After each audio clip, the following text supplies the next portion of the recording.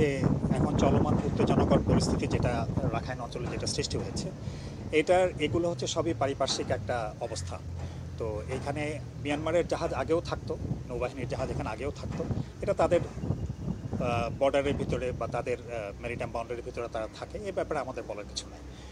আর তারা যখন এই টেকনাফের ভিতরে প্রবেশ করে তখন নাফ রিভারের আমাদের যে সীমান্তের অপর পাশেই থাকে। তো এটা একটা এর আগেও ছিল, এটা আমি বলবো এটা একটা স্বাভাবিক অবস্থান।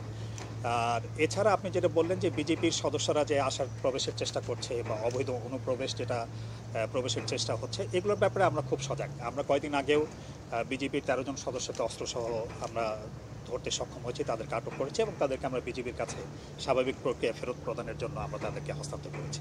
তো এটা একটা স্বাভাবিক প্রক্রিয়া।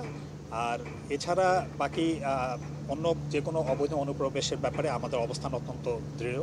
আমরা কোনো অবৈধ অনুপ্রবেশের ব্যাপারে আমরা আর কোনো সুযোগ দিতে চাই না। আমরা এজন্য আমাদের টহলের মাধ্যমে আমরা যদি কখনো এরকম ঘটনার সৃষ্টি হয় তখন আমরা তাদেরকে আবার পুশব্যাক করে দিই। তো এটার ব্যাপারে আমাদের অবস্থান একদম খুবই দৃঢ়। আমরা এখন কোনোভাবেই আর কোনো অবৈধ অনুপ্রবেশের সুযোগ দিতে চাই না।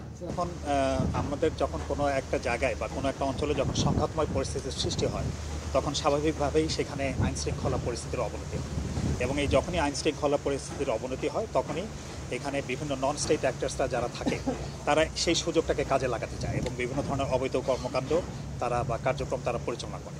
এটা একটা স্বাভাবিক ব্যাপার।